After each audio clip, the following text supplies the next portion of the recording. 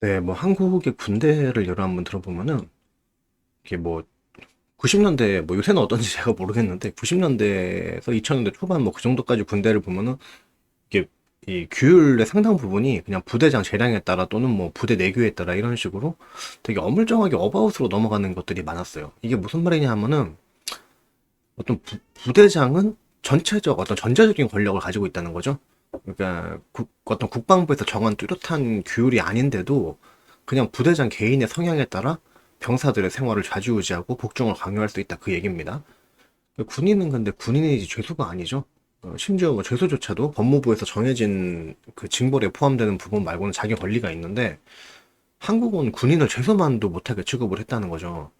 뭐 전시에 목숨 아까워하지 않고 닥돌할 수 있도록 평소부터 복종 훈련을 해야 된다 이런 뭐 말씀하시는 분들도 계시는데 이게 좀 말이 안 되는 소리인 게 뭐 이게 어떤 실제 군 부대 임무 수행에 관련된 게 아니라 모든 사생활적인 부분까지 복종을 해야 되는 건 아니죠. 심지어 뭐 자기 의지도 아니고 강제로 끌고 가서 그냥 군복 입혀놓은 민간인들이 그게 현재 어떤 징병된 군인들의 사실 본질이잖아요. 근데 이 사람들한테 복종 훈련을 한다는 게 맞지도 않고 되는 것도 아니라는 거죠. 이게 어떤 일시적으로 의무 복무일 뿐인 그런 병영 생활 중에 이 사람들한테 그냥 평생 트라우마만 심어주는 거예요. 그리고 성격도 계속 안 좋아지고 그냥 인성의 파탄이 되는 거죠. 그러니까 군대 갔다 와야지 사람 된다 이런 이상한 얘기가 있는데 사실 우리나라의 어떤 이런 말도 안 되는 병영 문화와 또 이걸 또 강제로 갔다가 오는 것 때문에 사실 한국 남자들은 성격이 오히려 군대에서 성격이 굉장히 망가져서 나오는 경우가 많아요. 사실 뭐 아무리 그래도 예의상으로라도 솔직히 한국 남자들이 성격이 좋다고는 말할 수 없잖아요, 전반적으로. 넘어가고 뭐 하여튼 그 직업 군인이라고 해도 군인은 이제 복종 훈련을 받는 사람이 아니죠. 전투 임무를 수행하는 사람이죠. 예, 그러니까 이 사람들은 뭐 자존감을 꺾고 세뇌를 시켜서 무슨 고기 방패로 쓰고 이러는 사람들이 아니라고요. 이게 우리가 지금 뭐 탈레반 테러리스트들을 키우는 게 아니잖아요. 뭐 여튼간에 본문 주제는 군대가 아니기 때문에 그냥 예시로 들고 넘어가는 거고요.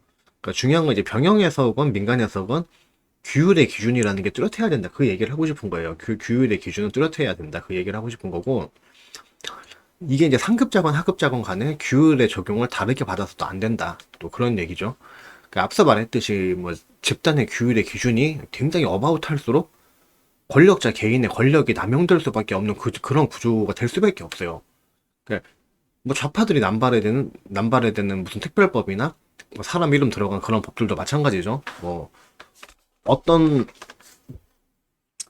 어떤 사람을 만약에 뭐 권력으로 되게 짓밟고 싶은데 이게 만약에 기존의 그 법률이라는 게 있잖아요. 그러니까 내가 만약에 뭐 무슨 어디 뭐 행정단체장인데 이게 현대에는 어떤 행정단체장이라고 해서 이게 어떤 전제 권력을 가진 게 아니잖아요. 어쨌든 그 사람은 자기 위치에서 자기 직무를 수행을 하는 거고 자기 권한을 행사를 하는 것 뿐이고 그냥 뭐 그냥 일반 민간인들이라고 해도 다 자기 개인의 권리를 다 가지고 있습니다. 그게 자유민주주의인데 어쨌든 자기는 자기 맘대로 뭔가를 하고 싶은데 이게 이제 법률 때문에 자기 맘대로 하기가 힘들어지면은 특정 사건을 빌미로 감성팔이를 막 해서 여론을 선동을 하고 뭐 이상한 특별법을 만들어서 그게 이제 지방단체장의 재량과 처벌 여부를 판단할 수 있는 그 범주를 되게 넓힌다는 거죠. 그러니까 이 딱 정해진 기준이 모호하게 될수록 지방단체장이 재량껏 이제 뭐 자기 판단의 범주가 넓어질 수밖에 없는 거죠.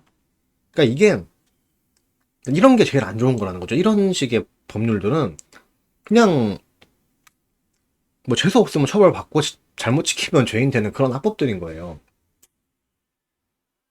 그 민주당은 예전에 그런 것도 실제로 했습니다. 서울 시민의 뭐 건강을 위한다면서 탄산음료 자판기를 판매를 금지하겠다고 했죠. 그러니까 민주당에서 뭐 당론으로 한 건 아니겠지만은 민주당에 있었던 어떤 단체장님께서 했습니다. 그러니까 그분을 지금 뭐 그런 이름을 거론을 그냥 하기 싫어서 안 한 거예요. 그러니까 굳이 뭐 지금 할 필요가 없을 것 같아갖고 그리고 또 대통령이 또 당선되자마자 그쪽에서 그 얘기도 했죠. 국민 건강을 위해서 유튜브 먹방을 규제하겠다.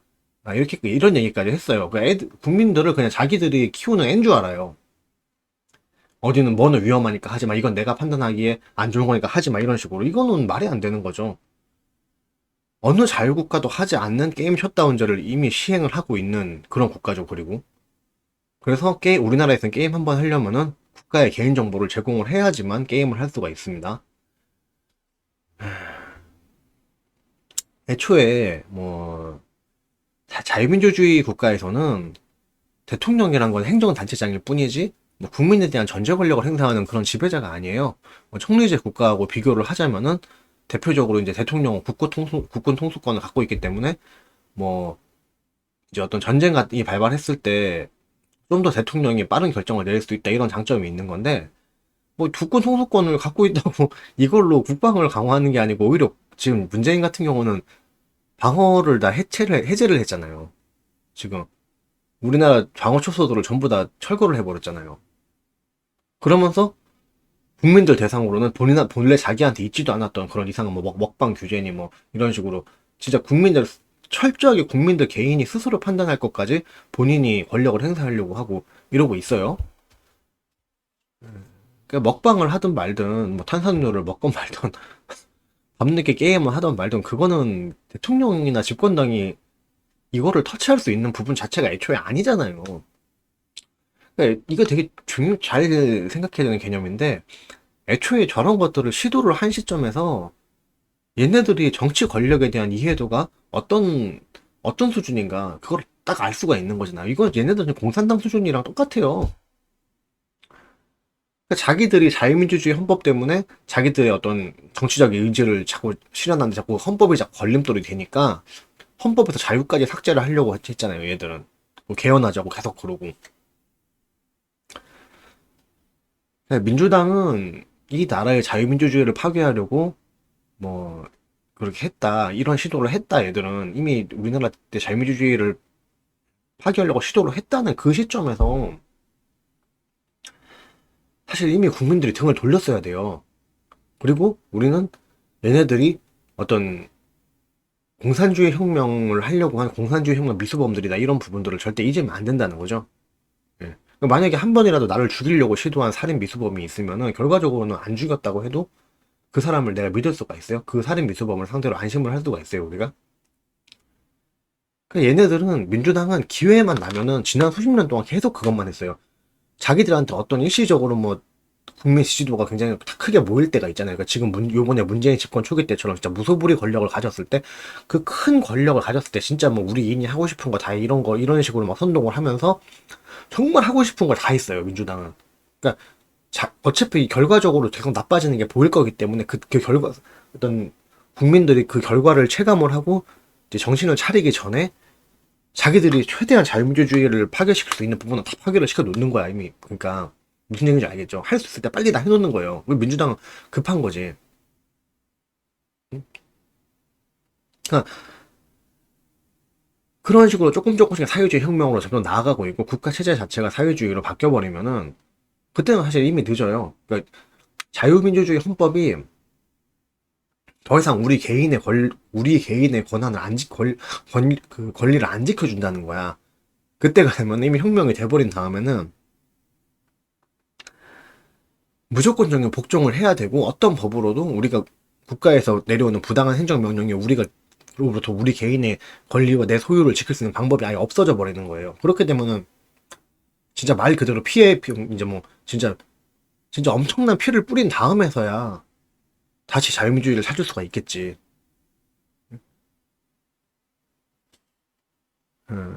그리고 이제 민주당 같은 경우는 집권 후에 자기들의 인터넷 사용 기록을 국민들 개인 인터넷 사용 기록을 막 자기가 수집할 수 있는 그런 나라로 만들었고 그거에 대해서 반대 여론을 최소화하기 위해서 N번방 사건 이런 거를 굉장히 부각을 시켰죠.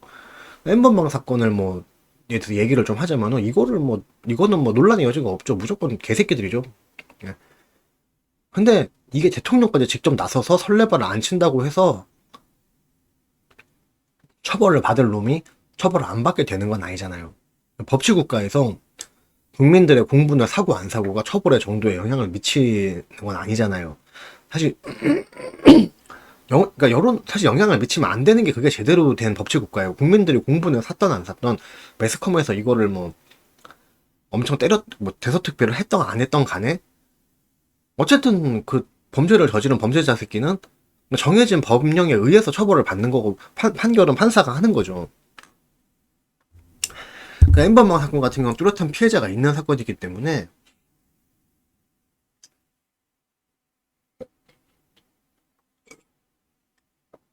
그냥 결과적으로 범죄 행위만 입증을 하게 되면은 이거는 충분히 처벌이 가능해요. 말하자면은 여기서 이제 그 엠번방 그 범죄자가 중요한 건 이거죠. 인터넷이나 수단을 이용했다는 게 아니라 결과적으로 성범죄가 됐다. 이 성범죄 부분이 되게 중요한 부분인데 자꾸 그 대통령까지 나서고 막 크게 부각을 시키면서 인터넷이나 수단을 이용했다. 이 수단에 대해서 더 부각을 시켰죠. 응?